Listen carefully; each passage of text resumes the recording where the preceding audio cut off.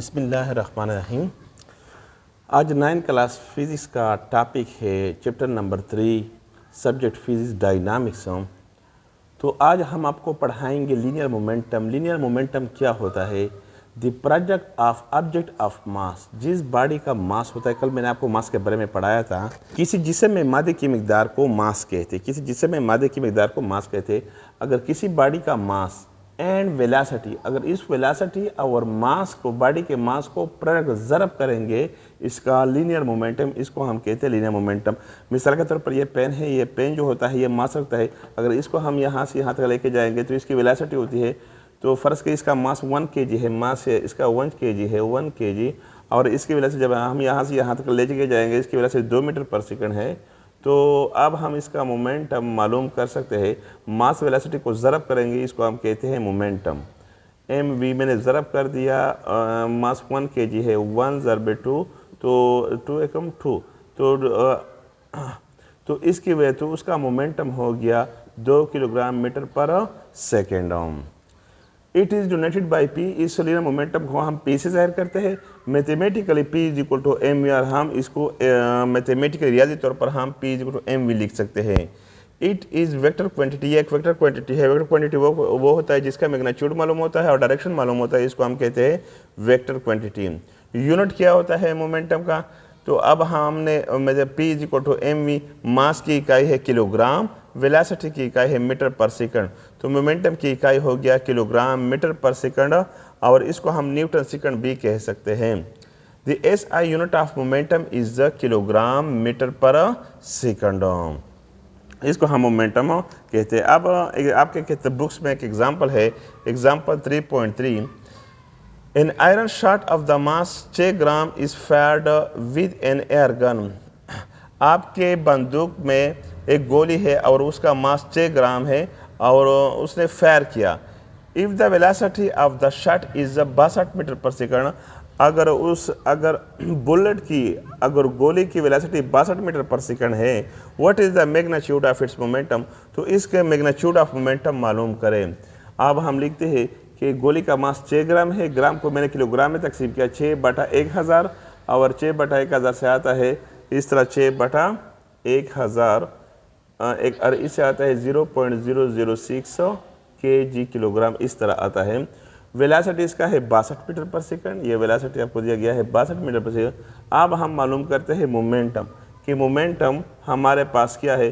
तो मोमेंटम का फार्मूला बच्चों हमने आपको पढ़ाया है कि मोमेंटम हमारे पास बराबर है P is equal to M V. P is equal to M V, we know that के मोमेंटम हमारे पास बराबर है P is equal to M V. हम वैल्यू को पुट करते हैं, P हमने इधर लिखा is equal to mass, mass हमारे पास है 0.006 किलोग्राम, ज़रब वेलोसिटी हमारे पास है 62 मीटर पर सेकंड। इसको मैंने ज़रब किया, ज़रब करने के बाद ये आ गया 0.372 किलोग्राम मीटर पर सेकंड, और इसको इस तरह हम भी लिख सकते हैं कि 0.372 न्यूटन सेकंड। तो न्यूटन सेकंड भी किलोग्राम मीटर पर सेकंड, ये भी मोमेंटम की इकाई है। Newton second, kilogram metre per second भी मोमेंटम की इकाई है। और टॉपिक है force and change in momentum. Force और चेंज इन मोमेंटम क्या होता है? तो अब हम इसको मालूम करते हैं। इसको मालूम करने के लिए according to Newton second law, Newton second law के मुताबिक F हमारे पास बराबर है न्यूटन सेकंड लॉ ma। इसको हम एक इक्वेशन का नाम देते हैं, और इसको हम इक्वेशन नंबर 1 का नाम मैंने दे दिया। हमने पढ़ा है कि वी नो दैट, या according to the definition of acceleration, according to the definition of acceleration, definition of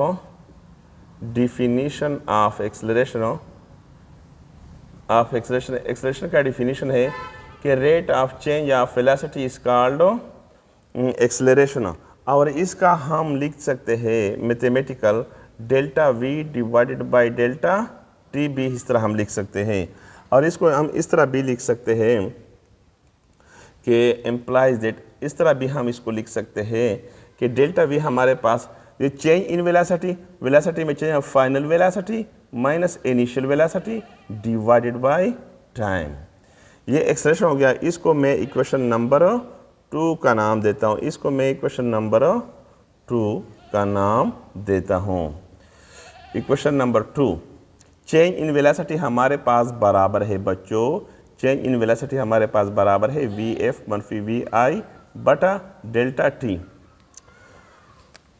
delta V की जगह हमने ये वैल्यू पुट किया वी एफ मनफी V I divided by delta T. ये हमारे पास डेल्टा वी किसके बराबर है? डेल्टा वी बच्चों, डेल्टा वी बच्चों किसके बराबर है? डेल्टा वी, डेल्टा वी बराबर है वी एफ माइनस वी आई। तो डेल्टा वी की जगह हमने लिखा वी एफ मनफी वी आई बटा डेल्टा टी हमने खुद लिखा। इस इक्वेशन 2 को आप इक्वेशन नंबर 1 में पुट करें। पुट 2 इन 1, पुट 2 इन 1, 2 को 1 में पुट करेंगे।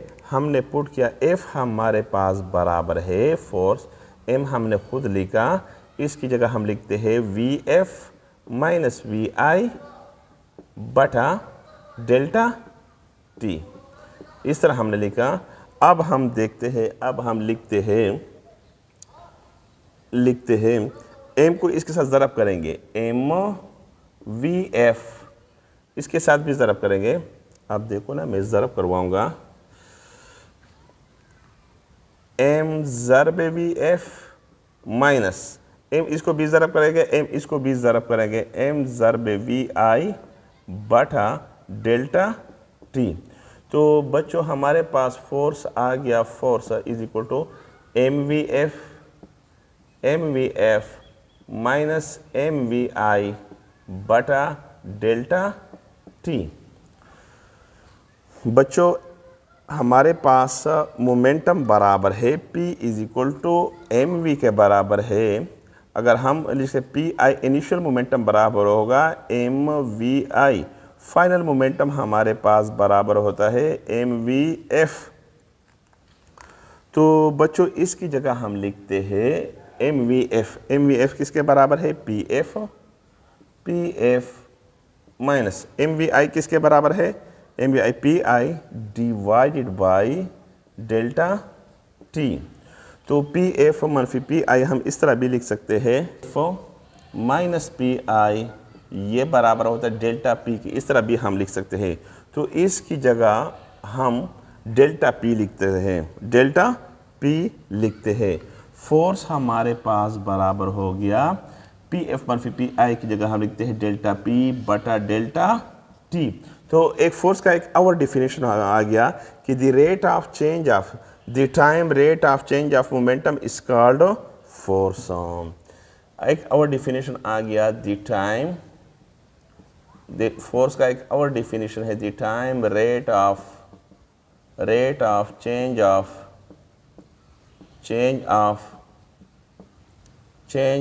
Momentum, the time rate of change of momentum is called force. इसको हम कहते हैं force. The time rate of change of momentum is called, और इसको हम फोर्स कहते हैं। फोर्स का एक और डेफिनेशन है। अगर आपको हमारी वीडियो अच्छी लगी तो इसको लाइक करें, शेयर करें और सब्सक्राइब करें। खुदा हाफिज़।